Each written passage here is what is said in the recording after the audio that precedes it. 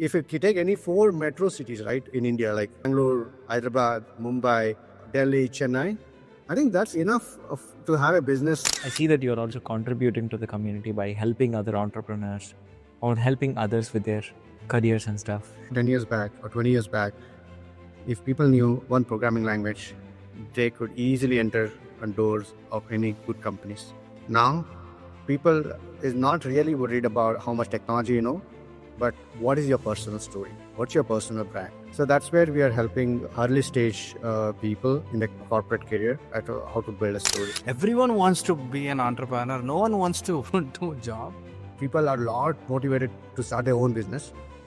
You go to any social media platform, people saying, you do this, and next 6 months, you'll be a millionaire or billionaire. Looks like your startups, businesses are like kind of different, completely different. How do you balance both? Garden Emporium is one of the businesses under an business Kickstart Club. That's what I see. A lot of people, they want to start something on their own, but they cannot because of the golden handcuff. They're paid really well. They're really scared. What if I quit my job? And what if I start something on my own? Is it going to work or not work?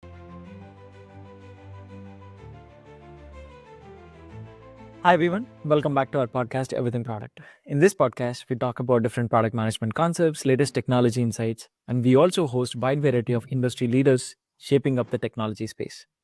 Today, I'm very excited to host Nithin Hassan. He has a fascinating journey from leading massive tech projects in top big companies like Meta and Microsoft. And now he has started his own company and he has also been continually mentoring several startups. He's currently the founder of Career Kickstart Club, along with being a fractional CTO at Business Kickstart Club. Nithin has his hands in multiple ventures, all while empowering several new entrepreneurs. Today, we are planning to have a chat with him on multiple different things. Nithin, thank you so much for taking time and joining the Everything Product team. Hey, thanks, Fanny and Srinath, for having me in your podcast. Yep, absolutely. Can you walk us through the journey too? What was the things that you tried? What did you learn? And then when did you pivot? So first thing, when I went back to Bangalore, my only mindset was start something. The reason India, there are two reasons. One is, as we all know, when we enter into US, we go through an H-1B process, wait for our green card, and then start a company. Right? I was in the same boat. I was waiting for my green card. I didn't know how long it would take for me, honestly. I was losing patience somehow. So I wanted to start ASAP. That's one of the reasons. Second thing, why India has a lot of potential. Multiple reasons. India is very chaotic. As we all know, we grew up in Bangalore. Every day is a challenge. You wake up and you see a lot of challenges around you. Starting from sipping a first sip of coffee in the morning, going to the bed, whatever you plan, probably you can only achieve 10% because that's what I said, our internet was down yesterday.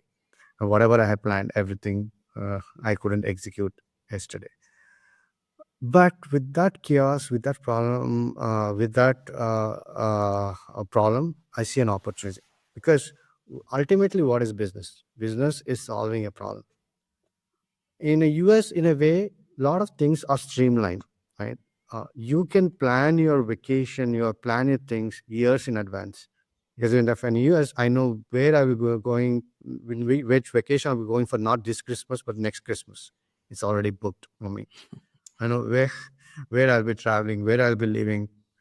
At least there'll be only 5 to 10% deviation because of sick or whatever happens in your family. But most of the things in US, it's all planned out, so mostly in autopilot mode, right? But India is not like that. India is not in autopilot mode. So that's one advantage for India because India is very chaotic and there's a lot of problems to solve. Second thing is population.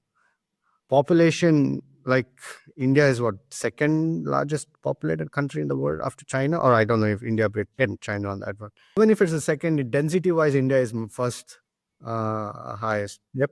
If you take any four metro cities, right, in India, like Bangalore, Hyderabad, Mumbai, Delhi, Chennai, I think that's enough to have a business, right? So you don't need to go far.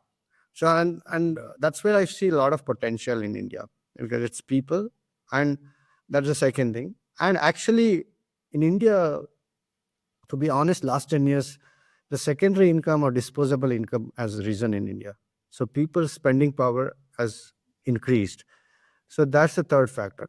So seeing all these factors, I felt India has much, much higher potential than US to start a business. At least I think it's a golden opportunity for next 10 years. If India can utilize this in a right way, India could be superpower.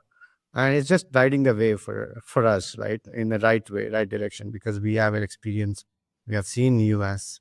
We can use our technology to solve some problem and see if we can make profit out of it. And this is great. I want to like switch to a different topic. I've also seen that you have a business Kickstarter club and you also the career Kickstarter club. That's also great because you're all usually bogged down in our own work, especially when you're an entrepreneur. You have a lot of things going on. I see that you're also contributing to the community by helping other entrepreneurs or helping others with their careers and stuff. Can you talk a little bit more about that as well? Career Kickstart, it's simple concept, right? Like basically there are three segments in the career: early stage when you get out of college, mid stage career, and C-suite. So I'll be the initial idea was mentorship, mentoring all three segments of the career. Um, so early stage career, things are changing fast with the AI interaction. People are no longer looking for a single technology, right?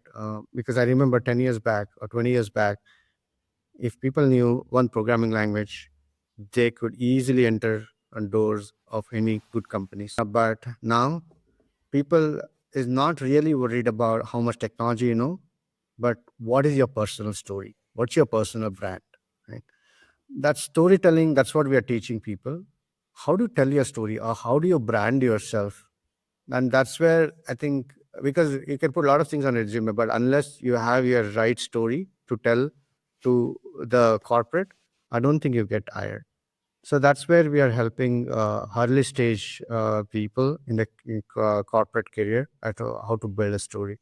And I went back to my own college, and actually I am trying to help them out as a first batch to get a job. And second aspect is mid-level career. A lot of people in the mid-level career are stuck there. Either they're uh, stuck there or not happy with their career. Way I see it is even I myself, right, when I'm in the corporate job, when like Sunday, I think evening comes, that's I think most unhappiest part of the week, right? Everyone. Right, we say, oh, tomorrow is Monday, I need to go back to work. But the question is why? Either we are not enjoying our job or are we doing something wrong, right? So that's where I try to teach the mid-level corporates as to what is something which you are passionate about and how to go about pursuing your career in the passion, be it a startup, right, or be it a corporate where want to switch from one ladder to other ladder. How do I switch? Um, because today I think it's an industry norm. If you want to switch, go to some school, study that technology, come back. But nobody has a I won't say nobody has a patience, but by the time you complete, things are changing very fast. By the time you complete your degree, your degree is already outdated, right? So it doesn't make way to go about that is having a mentorship, right? Let's say you are a product expert, right? Somebody, you are a mentor in the product. They directly come to you. They talk to you how to become a product manager. Within matter of weeks, you can guide them. You do A, B, C, and that's where you can transition from whatever PM, program manager, to a product manager, right? So that's the fastest way and the right approach because you have an industry current knowledge. You can guide them. So that's where the second segment. Basically, I'm not. It. I started as a single person mentorship, but my idea is having. That's why I said career Kickstart Club. I want to form a club with a different people in the club with a different career aspect, and people can choose the right person to mentor them to either for the career trajectory or pivoting the career. And finally, last segment is C-suite career. A lot of people C-suite career, they're really up in the career ladder where they're really unhappy. And a lot of people, they want to quit their job, start something on their own, but they cannot because of the golden handcuff. They're paid really well. They're really scared. What if I quit my job? And what if I start something on own? Is it going to work or not work? So that's where that's the intersection of Career Kickstart Club and Business Kickstart Club happens, right? So we teach them. Idea is to now I'm trying to transition to Business Kickstart Club. Business Kickstart Club has two aspects. One is called 0 to 1. Somebody can come up with an idea. We help them to go from idea to execution. That's pretty low level, right? Today, in this day and age, idea is only worth so much, but because everybody has an idea, right? It's all about execution. How fast you execute, how fast you scale. So that's why I think wanted to start a business Kickstart Club. Let's say somebody want to start a gardening tomorrow. They come to me with an idea. We can tell them, hey, this is how you do it. This is what we saw. And this is podcasting also is the right example. You're interviewing me. And basically, people need not go through the same journey. They can learn from other journey. That's the whole idea of podcasting, right? And it's a one level next to podcasting, right? Once people see your podcast, they connect with me. They come to me. Hey, Nithin, okay, I also want to start something on gardening or sustainability. I saw an interview, 1 hour interview. It was very good, very informative. This is what I started, or this is what I want to start. How do I go about that? So that's where Business Kickstart Club is helping people from ideation to execution. The second aspect of it, today we have actually, first one we call it an incubator program. The second one we call it an accelerator program. When I meant accelerator program, people already start a business and they hit a roadblock. They don't know how to scale because scalability is the biggest thing in today's industry, right? So we help them to scale either 10x or 20x. And today we have like a two accelerator. We have started as a simple, like we pick up few e-commerce platform which is working in India. We help them to scale internationally. When I say, I'll give you a simple example. We have some fragrance industry here in India. They don't know how to scale it. So we are helping to launch their brand, rebrand them or launch it in an international market using a simple technology like because we know Amazon, Walmart, all those things are international and easy to introduce. Mm. So we are trying to build an international brand. From this And overall like the theme, I think what I'm learning is like sharing that practical and the first-hand experience is probably differentiates. Yeah, I mean how we are doing versus probably some other folks are doing. But one follow-up item which I had was, I know both kind of like looks like your startups businesses are like kind of different, completely different, both trying to solve different problems. My garden emporium solving bringing the greenery versus this is more focused on coaching. Like how do you as an entrepreneur, how do you balance both, like in terms of like time or anything as such, like how do you balance both? that's a very interesting question. When I started, right, I started on the sustainability, but I also was mentoring on the side. I've seen a lot of challenges around career and businesses. At least businesses last 1 year, I know what's happening. I understand. And so wanted to give it back. The question of balancing, right? See, ultimately, way I envision this is a single entity, right? When I say business Kickstart Club, right? Garden Emporium is one of the businesses under an business Kickstart Club. That's what I say because we are bringing in a lot of businesses. And way I envision this, automate everything. Like my garden emporium, I started as an MVP just to see if the product worked. That's, as I said, it's went from 0 to 1. The second stage to scale it up and try to automate it. Right. Mm. That's the second. And then probably I'll have a separate people taking care of technology. I'll be only a board member eventually once I feel it's profitable. And I'll just probably give guidance. When you say guidance, it's again a mentorship. and it comes under a broader umbrella of one of my accelerator program. So, right, how to accelerate. And that's what we are doing. Honestly, we are doing today for a business Kickstart Club. We are bringing a lot of businesses in, mentoring them, and they own their stake in the company up to like 30 to 50%.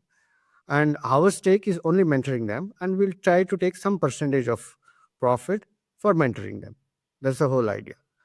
So the idea of starting, I could have started a career Kickstart Lab or a business Kickstart Lab soon after the college. But unless you have an experience, I don't think you can do justice Yeah. for your mentorship. Because I could have started a career Kickstart Lab because I have a 17-year experience. I know what's happening in industry. I can guide them. But I never had any experience in the industry, business industry or a product industry. Even though I work for a corporate, I launched a couple of products. But when we are in the corporate side, we only focus on one and only one thing, building a product. But we don't have idea about finance, marketing, all those things. And that's why I even today it's one employee in Garden Emporium other than vendors. That's me. I'm doing finance. I'm doing marketing. I build a technology and ground up. Right. The reason is like for me, I took like 1 year as my a learning experience, like my actual MBA. Right, going on around learning everything, and even I actually go and deliver plans 1 day a week to understand from the customer how why did they come to my platform, what good, what bad. And now I know end to end like how things work, how a customer feeling, and that's where I bring that expertise as a part of a business Kickstart Club. And Yeah. now, honestly speaking, I one person cannot be expert in everything, right? If I'm Yep. forming, it's all about team. So that's why again I call business Kickstart Club, because in a club there'll be multiple mentors, right? In a business, I will bring in like a finance or a product, for example, Srinath or Funny, you're from the product side, right? You will be mentoring on the product side. And for example, marketing, I bring in an expert from marketing. So everybody will have own share, right? And then somebody new comes in for the accelerator program or a 0 to 1 program or incubation program. They don't need not go through the entire MBA course to learn everything or the journey. They can start from 0 to 1. If they hit a bottleneck in a product segment, they can directly come to like Funny and say, "Hey, this is what exactly I'm seeing. Can you guide me?" You can look at the problem and just guide them in a matter of hours, right? It's just an ecosystem. Like somebody don't have a marketing skill and say, "I need a marketing expertise." They can go and approach a marketing person and get the guidance. Because today, I think we are in a day and age where we are in an information overload. I think 10 or 20 years back, we did not have enough information. At least when I was doing my bachelor in 2005, 2006, we never had a YouTube. Right? Today, you go to any social media platform, people saying, you do this, and next 6 months, you'll be a millionaire or billionaire. Right? And it's just a bait. Right? And people go use that half of the information, start the business, and those people will disappear and then say they're under the water, right? They don't know what to do. They don't know how to get out. So those are all. I think those are the problem I'm trying to solve. Genuine mentorship for the people, right? Yeah. So let's say honestly, you are doing a podcasting, and probably after podcasting, people can reach out to me and say, "Hey, this is what we are doing." Right? I'm not like a random guy coming on YouTube and putting some flashy lights and saying, "Oh, do this Garden Emporium. You get $1 million in next 6 months, and then your life is set. You can live in a yacht or whatever." So that's what we're not trying. That's what we're not trying to do. So that's we're trying to solve a particular problem because honestly, in India, things have been changed. People are a lot motivated to start their own business, and they need a right mentorship. If with the right mentorship, I think people can excel. Yeah, you brought up a great point. Especially one thing which I observed 10 years ago versus now is that entrepreneurial spirit. Everyone wants to be an entrepreneur. No one wants to do a job. This is also very even everything product, right? So when we started the podcast, our thought process was the same. Hey, there is a crazy amount of information in the world, but it's not coming from an expert who have gone through a similar journey. And that's the reason we also bring in guest speakers who has done that in their life and can give that expertise out to other people. So yeah, like love the thought process there, Nathan. Usually we end our podcast with just a couple of questions. One is like, are there any book recommendations that you give? Honestly, I have written 3 books. If you ask me, are you a good reader? Other than the syllabus book, I never used to read any books. That's weird irony. But way I inculcated the habits is because when you're in a corporate, you write a lot of documentation, right? So that's how I started writing. And during whatever early stage, my marriage or before marriage, I used to write some letters. So that's when I built a confident writing. But if I want to, from the entrepreneur perspective, I think I've read 2 books. One is Ikigai. Ikigai is a nice book because it gives a perspective of your life, like how to be happy. And the second is Rich Dad, Poor Dad. That's a good book when you're, because they're different content. I haven't read the second version. The first version I read it. I started reading the second version. Yeah. So that's a good book as well because that gives a mindset of how to start a business, especially if you want to be rich, way to focus on, all those things. So I think these are the 2 books, especially I read, but there could be other books as well. Yeah. No, yeah, thanks for sharing that. I see Ikigai behind you, I think. The Correct. blue one is Ikigai, I think, right? Yeah. Correct. No, I still keep joking with my wife on and off. I still haven't figured out my Ikigai in life. No. Yeah, this is great, Nathan. So, yeah, Go ahead. thank you. Thank you, Funny. Yeah. Thank you so much for taking time. We love the conversation. Yeah. Have a nice day. Thank you very much Yeah. again. Great meeting you.